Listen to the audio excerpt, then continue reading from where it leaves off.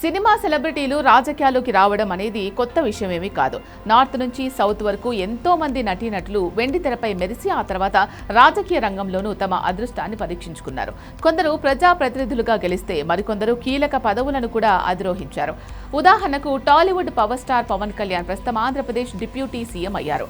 అలాగే లోకనాయకుడు కమల్ హాసన్ రాజ్యసభకు వెళ్లారు. ఇటీవల తమిళ స్టార్ హీరో విజయ్ కూడా సొంతంగా రాజకీయ పార్టీ పెట్టి ఏకంగా ముఖ్యమంత్రి పదవిని చేపట్టారు. ఈ క్రమంలోనే ఇప్పుడు మరో కోలీవుడ్ స్టార్ హీరో రాజకీయ ప్రవేశంపై జోరుగా ప్రచారం సాగుతోంది. ఆ హీరో ఎవరో కాదు, వైవిధ్యమైన నటనతో దేశవ్యాప్తంగా గుర్తింపు తెచ్చుకున్న ధనుష్ కూడా రాజకీయాల్లోకి వస్తారు అనే వార్త నెట్టింట విపరీతంగా వైరల్ అవుతోంది. దీనికి ప్రధాన కారణం ధనుష్ తండ్రి ప్రముఖ దర్శకుడు కస్తూరి రాజా చేసిన వ్యాఖ్యలే. ఇటీవల ఒక సినిమా ఈవెంట్లో పాల్గొన్న కస్తూరి రాజాకు ధనుష్ పొలిటికల్ ఎంట్రీపై ఊహించని ప్రశ్నలు ఎదురయ్యాయి. ఆ ప్రశ్నలపై ఆయన స్పందిస్తూ ఆసక్తికర వ్యాఖ్యలు చేశారు. రాజకీయాల పట్ల ఆసక్తి ఉంటే ఎవరికైనా రాజకీయాల్లోకి వెళ్లే హక్కు ఉంది. భవిష్యత్తులో నా కొడుకు ధనుష్ అలాగే నా మనవాళ్లు కూడా రాజకీయాల్లోకి వెళ్లొచ్చు అంటూ కస్తూరి రాజా పేర్కొన్నారు. ధనుష్ తండ్రి నోటి నుంచి ఈ మాటలు రావడంతో ఇప్పుడు ఇది ఇండస్ట్రీలోనూ అటు రాజకీయ వర్గాల్లోనూ ఒక హాట్ టాపిక్ గా మారింది.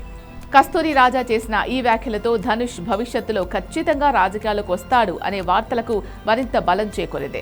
అయితే ఇప్పుడు అందరిలోనూ ఒకటే ప్రశ్న తలెత్తుతోంది. ఇటీవల దళపతి విజయ్ తమిళగ వెట్రి కజగం పేరుతో కొత్త పార్టీ పెట్టిన తరహాలోనే ధనుష్ కూడా ఏదైనా కొత్త పార్టీ పెడతారా, లేక ప్రస్తుతం ఉన్న ఏదైనా ఒక పెద్ద రాజకీయ పార్టీలో చేరి తన పొలిటికల్ కెరియర్ను ప్రారంభిస్తారా అనేది ఇప్పుడు ఆసక్తికరంగా మారింది. ఈ పొలిటికల్ ఎంట్రీ వార్తలపై మరియు తన తండ్రి చేసిన వ్యాఖ్యలపై హీరో ధనుష్ వైపు నుంచి ఇప్పటి వరకు ఎలాంటి అధికారిక ప్రకటన రాలేదు.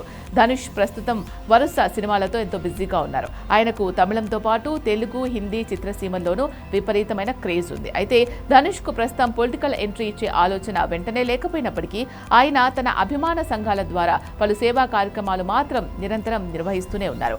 గతంలో కూడా చాలా మంది హీరోలు ఇలా సేవా కార్యక్రమాలతో ప్రజలకు దగ్గరై ఆ తర్వాతే రాజకీయాల్లోకి ఎంట్రీ ఇచ్చారు. మరి ధనుష్ విషయంలో ఏం జరగబోతుందో తెలియాలంటే మరికొంతకాలం వేచి చూడాల్సిందే.